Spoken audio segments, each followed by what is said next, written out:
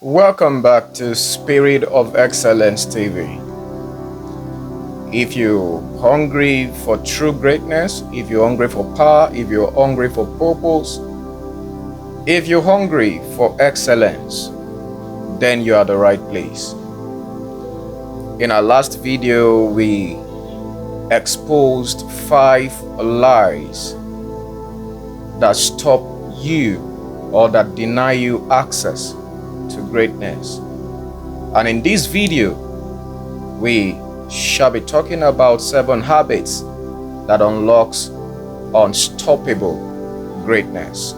Like, comment, share, and subscribe to Spirit of Excellence TV.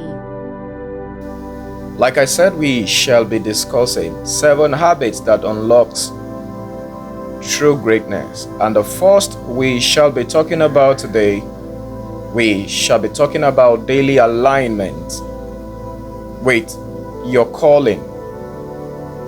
You must understand that you're not just created to exist. You are created for impact. And hence, there is a need for you to know God's purpose for your life. The word of the Lord unto Jeremiah in the book of Jeremiah chapter 1 verse 5. He said, "Before I formed thee, I knew thee. And before thou camest forth, he said, I've ordained and have sanctified thee and made you a prophet unto the nations." So before Jeremiah's conception, he has been predestined to be a prophet to the nations.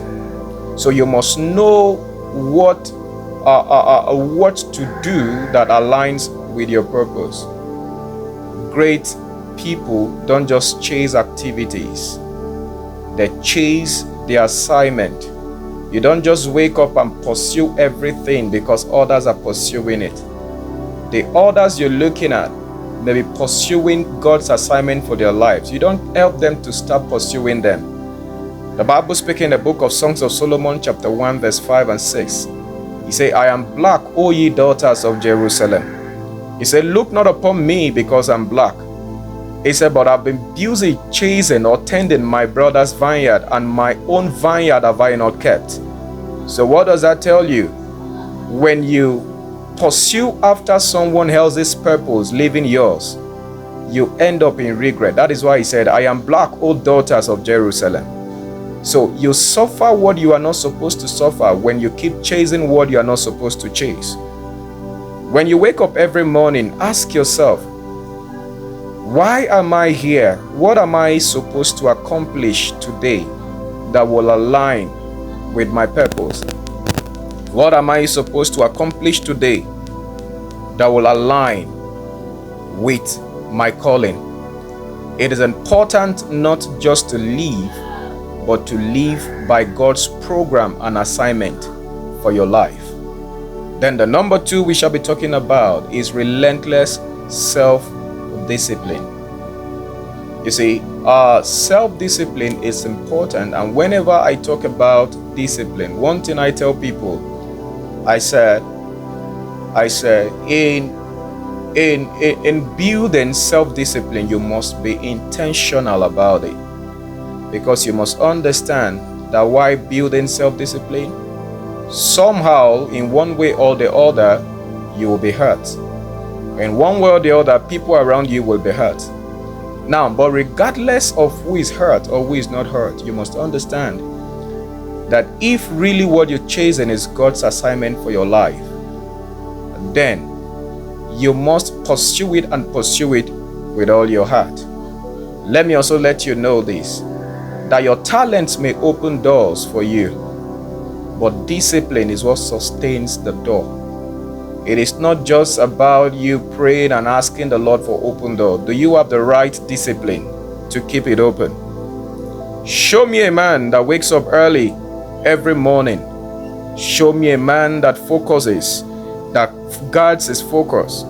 Show me a man that finishes whatever he starts. Then I will show you a man that is on the highway to greatness. The scripture speaking in the book of Proverbs chapter 22 verse 29. It says, "Seest thou a man that is diligent in his pureness? He said, that man shall stand before kings."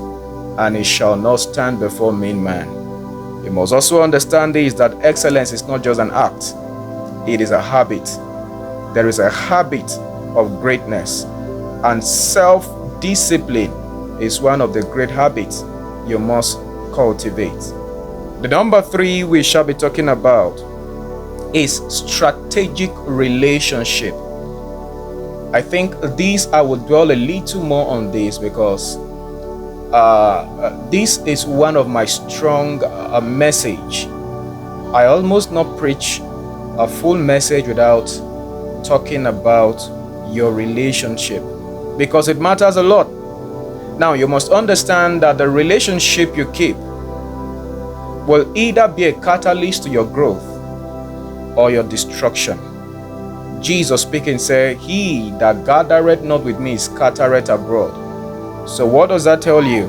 No relationship is neutral. Every relationship have an assignment. The assignment to either build or tear down. In the book of Jeremiah chapter 1 verse 10, the scripture speaking, it said, "This day, you see, have I set you over this nation to root out, to pull out, to throw down, to destroy, to build, and to plant." So what does that tell you? Every single day there is something to throw down and there is something to build. Every single day there is something to destroy and there is something to plant. Now you must understand this as regard relationship as well, that there is no relationship that is neutral. It is either making you or it is marrying you. So the earlier you understand it, the better for you. You must understand that a wise man said, he said, "Show me your friend and I will tell you who you are." That message may be short, but it carries a whole lot of weight. So what that means is that the reflection of your destiny is actually in the relationship you keep. You must understand, like I said earlier, your rise and fall is connected to who you walk with. The Bible speaking in the book of Psalms chapter 1 from verse 1 down to 3. It said, "Blessed is the man that walketh not in the counsel of the ungodly, nor stand in the way of sinners, nor sit in the seat of the scornfuls." He said, "But his delight is in the law of the Lord, and in his law doth he meditate day and night." Now hear what is said in the verse 3 and the verse 4. He said, "That man shall be like a tree that is planted by the riverside." He said, "That man shall bring forth fruit in his season, and whatsoever he does prospers." So what that means is that that man that does not sit in the counsel of the ungodly, nor stand in the way of sinner, nor sit in the seat of the scornfuls, shall be blessed both in and out of season. The number 4 we shall be talking about is consistent learning and unlearning. You must understand that great people are lifelong learners. You start dying the day you stop learning. Now, but I'm going to give you a secret. And what is the secret? The secret is this, that even learners also unlearn. They unlearn wrong patterns, they unlearn bad theology, they unlearn broken mindsets, they learn new wisdom, they learn new skills and divine strategies. You must understand that if you are not growing, then you are shrinking. And if you are not learning, then you're dying. So true people who believe in true greatness don't joke with learning, because it is a part of their greatness. In fact, as a matter of fact, their greatness is actually tied to their learning. They understand it and they pursue after it. And the number 4 we shall be talking about is mastery of time. Mastery of time. The Bible speaking in 1 Chronicles, it said, "And the men of Issachar were men that have understanding of time, and they know what Israel ought to do, and their entire brethren were under their command." So people who have mastery of time become master of people. I repeat that again. Those who have mastery of time become mastery of people. Because of course, don't forget the scripture speaking in the book of Ecclesiastes chapter 3. He said there is time for everything, and God himself doesn't joke with timing. You can clearly see that in the book of Genesis chapter 1 in the creation of the world. So time is very, very important, and you must understand this, that your greatness is hidden in your 24 hours. And those who really want to win don't just manage that time, they maximize it. Those who really want to win don't just manage their 24 hours, they maximize it. They plan, they prioritize, and they protect their energy for that time. Now, ask yourself this question: where is my time going? And what is my time producing? Where is my time going? And what is my time producing? If your time is producing emptiness, then you will need to sit down and re-strategize. You can't just wake up every single day and end that day without anything tangible you can state out that this is what I have used my day for. The number 6 we shall be talking about is resilience under pressure. You see, this part also I will dwell a little on this part, because a lot of people have wrong idea about this, especially those who are believers. You see, because they believe that when once they become believers, everything should be rosy. Now, I am not contesting that, but you must understand also that the scripture speaking in the book of Job chapter 14 from verse 1, he said, a man that is born of a woman is but a few days, and these few days is with a lot of troubles. So what does that tell you? It means there is one thing you can never escape, and that thing is called challenges of the day. It must come whether you pray against it or not. Now, this is not to get you confused, but also to help you in a way. From scriptures, according to 1 Corinthians chapter 10 verse 13, he said, there is no temptation or no challenge that before you that is uncommon to you. He said, but God is faithful, who will not allow you to be tempted beyond your ability. God will not allow you to be tempted beyond your ability. What does that tell you? Now, even as a believer, the temptation will come, the challenges will come, but you must understand that the only thing that differentiates you from that man that doesn't know God is that you have the assurance that there will be an escape way for you. Now, but the man who doesn't know Christ does not have that assurance, because Jesus is the way, the truth, and the life. And here it is, no man cometh unto the Father except by him. So now, the moment you give your life to Christ, you have aligned with Jesus, who is the way to the Father, who will in turn create a way of escape for you. So now, that you're a believer is not a guarantee that there will be no trouble. It's not a guarantee that there will be no challenges. But there is one thing I would like you to do. You must refuse to quit regardless, no matter how tough the situation is. You must be willing to bounce back even when you fall. The scripture speaking in the book of Micah chapter 7 verse 8, he said, rejoice not over me, O my enemies. He said, for when I fall, I shall rise again. He said, and when I sit in darkness, he said, the Lord shall be my light. So you must understand, it is not just to fall and believe that there is no way out for you again. Now, when you fall, it is important for you to rise up again. Like, comment, share, and subscribe to Spirit of Excellence TV.